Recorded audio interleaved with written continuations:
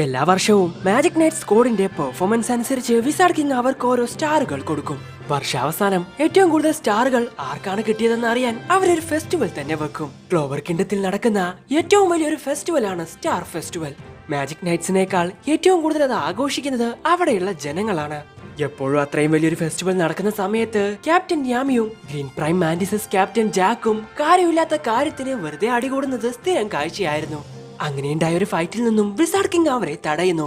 എല്ലാം തീർന്നെന്ന് വിചാരിക്കുന്ന സമയത്താണ് ഫെസ്റ്റിവൽ നടക്കുന്ന സ്ഥലത്ത് വീണ്ടും അവർ തമ്മിൽ അടികൂടുന്നത്. അത് തടയാൻ ചെന്ന ആസ്തയെ ക്യാപ്റ്റൻ യാമി എടുത്ത് അങ്ങ് എറിയുന്നു. അപ്പോഴാണ് അവൻ ആ കാഴ്ച കാണുന്നത്. ആളുകളെല്ലാം ഒരു സുന്ദരിയായ പെൺകുട്ടിയെ നോക്കിക്കൊണ്ട് നിൽക്കുന്നു. ഒരു മിനിറ്റ്, ഇവരെ ഞാൻ എവിടെയോ കണ്ടിട്ടുണ്ടല്ലോ എന്ന ആസ്ത ചിന്തിക്കുന്ന സമയത്താണ് വളരെ റിച്ച് ആയിട്ടുള്ള ഒരാൾ അങ്ങോട്ട് വരുന്നത്. ഹേ, നീ ശരിക്കും അതിമനോഹരിയാ. ഇന്നത്തെ ഫെസ്റ്റിവൽ നമുക്ക് ഒരുമിച്ച് ആഘോഷിക്കാം എന്ന് പറഞ്ഞ ലേഡിയുടെ കയ്യിൽ കയറി പിടിക്കുവാണ് അയാൾ. ഇത് കണ്ട ആസ്ത അയാളെ തടയാൻ ശ്രമിക്കുന്നുണ്ടെങ്കിലും പെട്ടെന്നാണ് അവൻ ആ കാഴ്ച കാണുന്നത്. Blue rose night captain Charlotte Rosily ആയിരുന്നു അത്. ഞാനൊരു സ്ത്രീ ആയതുകൊണ്ട് ഇത്രയും നിസ്സാരമായിട്ട് നിനക്ക് എന്റെ അടുത്തോട്ട് വരാമെന്ന് നീ വിചാരിച്ചോ? എന്നെക്കാൾ മികച്ചതാവാൻ നിന്നെ കൊണ്ട് സാധിക്കില്ല എന്ന് പറയുവാണ് ക്യാപ്റ്റൻ. എന്റെ ഈ വള്ളികളിൽ നിന്നും നിനക്ക് പുറത്തു വരാൻ പറ്റുമെങ്കിൽ നീ പുറത്തു വാ. പെട്ടെന്നാണ് അത് തടയാൻ വേണ്ടി ആസ്ത അങ്ങോട്ട് വരുന്നത്. ആ മനുഷ്യൻ അവിടെ ശ്വാസം മുട്ടിച്ചാവും എന്ന് പറഞ്ഞു വരുന്ന സമയത്താണ് കാൽ തന്നെ അവർ വീഴാൻ പോകുന്നത്. ഇതേ സമയമാണ് അവിടെ എന്താ പ്രശ്നം എന്ന് ചോദിച്ചുകൊണ്ട് നോയൽ അങ്ങോട്ട് വരുന്നത്. അവിടെ ഒന്നുമില്ല, ആരൊക്കെയോ നേക്കിഡായിട്ട് ഡാൻസ് കളിച്ചുകൊണ്ടിരിക്കുക, അതൊന്നും നമുക്ക് കാണണ്ട എന്ന് പറഞ്ഞ് കഹാനോ അവളെ അവിടെ നിന്ന് കൊണ്ടുപോകുന്നു. ഹേയ്, ആർഡാ നീ എന്ന് പറഞ്ഞ സോൾ അവനെ പിടിച്ചു പൊക്കുന്നു. നിന്നെ ഞാൻ എവിടെയോ കണ്ടിട്ടുണ്ടല്ലോ. ഓ, അന്നത്തെ ആ ഫംഗ്ഷനിൽ ഗസ്റ്റ് ആയിട്ട് വന്നത് നീയല്ലേ? നീ ഇപ്പോ ഈ ചെയ്തതിന് ഞാൻ നിന്നെ ചവിട്ടി മതിക്കണമെന്ന് നിനക്ക് ആഗ്രഹമുണ്ടോ? ഹേയ് വേണ്ട, പ്ലീസ് എന്നെ വെറുതെ വിടൂ എന്ന് ആസ്ത പറഞ്ഞതും സോൾ അവനെ എടുത്ത് എറിയുന്നു. ഹേയ് ക്യാപ്റ്റൻ, ഞാൻ വളരെ മനോഹരമായിട്ടുള്ള ഒരു കോസ്റ്റ്യൂം കണ്ടുപിടിച്ചിട്ടുണ്ട്. അത് നിങ്ങളിട്ട പ്രിൻസസിനെ പോലെ ഉണ്ടാവും എന്ന് പറഞ്ഞ് അവരുടെ ഡ്രസ്സ് ചേഞ്ച് ചെയ്യാൻ സോൾ അവളെ കൊണ്ടുപോകുന്നു.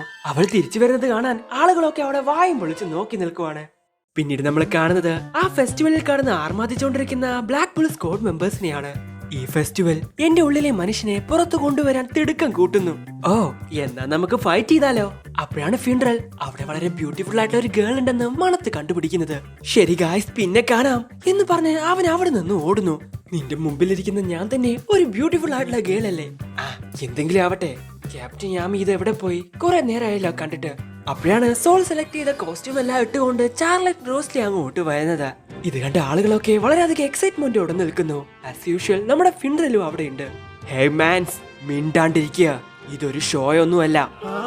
സിസിന്റെ സൗന്ദര്യം ആസ്വദിക്കാൻ അനുവാദമുള്ളത് ബ്ലൂ റോസ് നൈറ്റ്സിന് മാത്രമാണ്.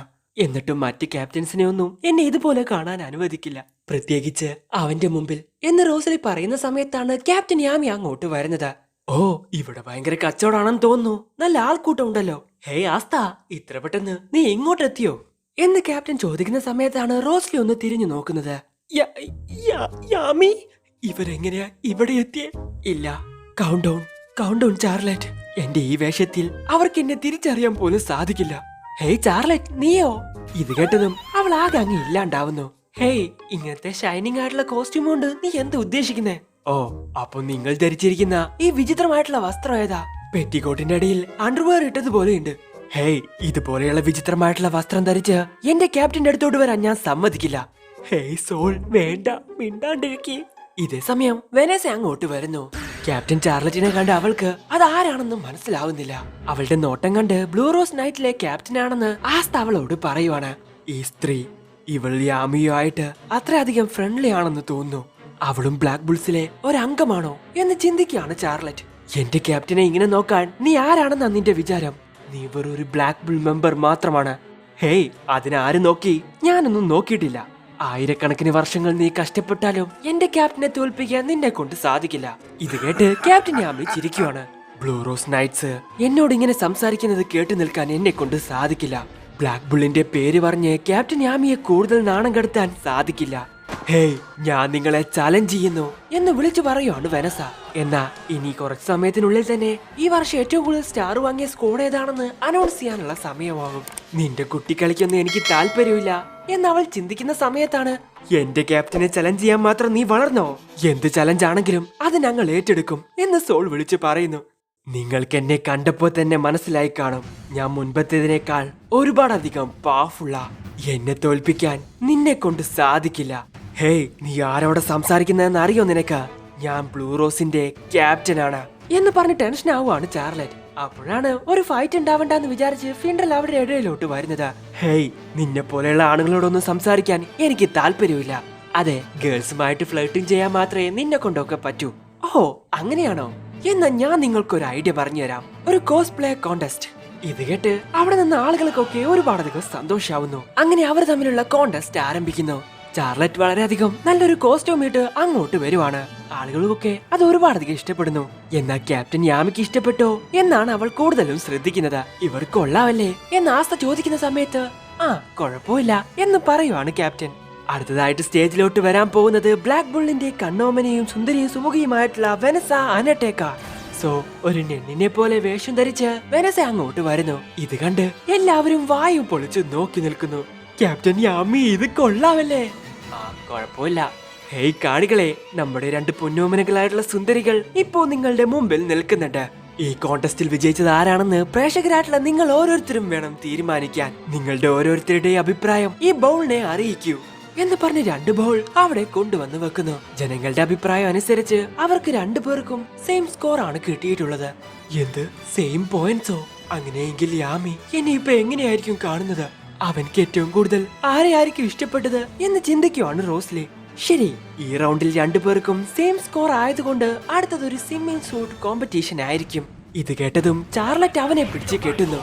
ഇവൻ പറഞ്ഞതിൽ നിങ്ങൾ ആരെങ്കിലും യോജിക്കുന്നുണ്ടെങ്കിൽ നിങ്ങൾക്കും ഈ അവസ്ഥയായിരിക്കും. ഇത് കേട്ടതും എല്ലാവരും അവിടെ നിന്ന് ഓടുവാണ്. അപ്പോഴാണ് വെനസ ക്ലോവർ കിണ്ടത്തിലെ സ്പെഷ്യൽ ഇൻഗ്രീഡിയൻസ് ഉപയോഗിച്ച് സ്പെഷ്യൽ ആയിട്ടുള്ള ഒരു ബിയർ അവിടെ വിൽക്കുന്നത് കാണുന്നത്.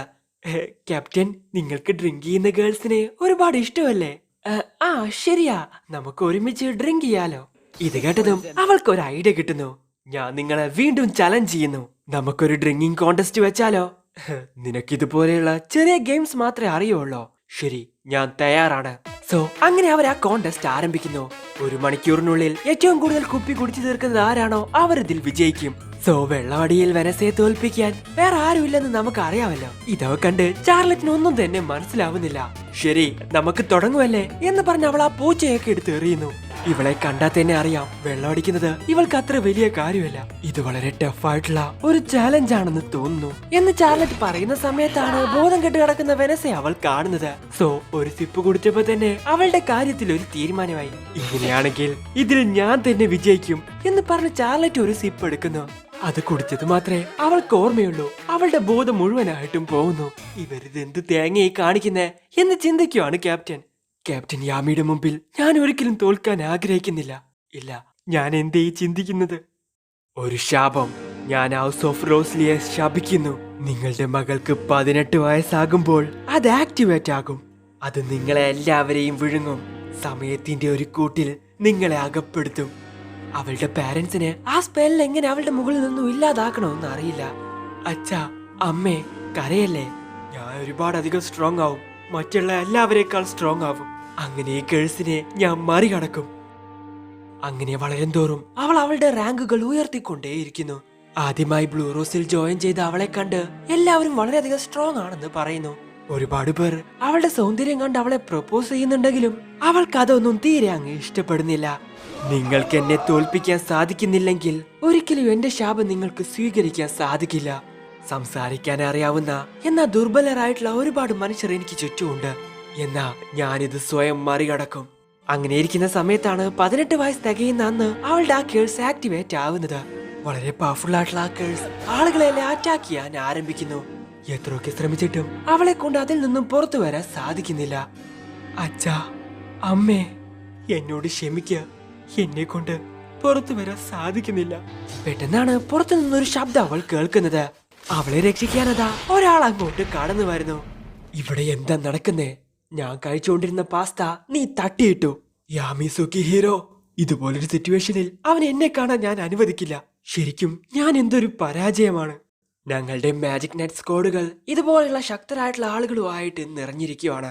തീർച്ചയായിട്ടും നിന്നെപ്പോലെയുള്ളവരെയാണ് ഞങ്ങൾക്ക് ആവശ്യം എന്ന് യാമി അവളോട് പറയുന്നു. ഇത് കേട്ട് ചാർലറ്റിന് എന്തോ പോലെ തോന്നുന്നു. ഒരു മനുഷ്യൻ എന്റെ ഹൃദയം കവർന്നെടുത്തു. എന്റെ ആ കേഴ്സിനെ ഇല്ലാതാക്കാൻ അതായിരുന്നു ഒരു വഴി. അവൻ വളരെയധികം ക്രൂരനാണ്, വളരെ മോശമാണ്. എന്നിട്ടും എന്ന് പറഞ്ഞ് ചിന്തിക്കുന്ന സമയത്താണ് അവളുടെ കയ്യിൽ നിന്നും ആ ഡ്രിങ്ക് എടുത്ത് അവൻ കുടിക്കുന്നത്. ഇത് കൂടെ ആയപ്പോ അവളുടെ ബോധം മുഴുവനായിട്ടും പോകുന്നു. സോ ആ കോntestും ഒരു ഡ്രോയില് തന്നെ അവസാനിക്കുകയാണ്. വെറുതെ കുറെ സമയം പാഴാക്കി, അല്ലാതെ ഇവരിതുകൊണ്ട് എന്താ ഉദ്ദേശിച്ചേ എന്ന് യാമി അവരോട് ചോദിക്കുന്നു. അപ്പോഴാണ് ആസ്ത ആ കാഴ്ച കാണുന്നത്. ഈ വർഷത്തെ ഏറ്റവും മികച്ച മാജിക് നൈറ്റ് സ്ക്വാഡ് ഏതാണെന്ന് അനൗൺസ് ചെയ്യാനുള്ള സമയമായിരിക്കുന്നു. ക്രിംസൺ ലയൺസിന്റെയും പർപ്പിൾ ആർക്കിന്റെയും പുതിയ ക്യാപ്റ്റൻസിനെയും ഇന്നാണ് അനൗൺസ് ചെയ്യുന്നത്. ശരി, ഇനി നമ്മൾ എന്താ ചെയ്യാൻ പോകുന്നേ?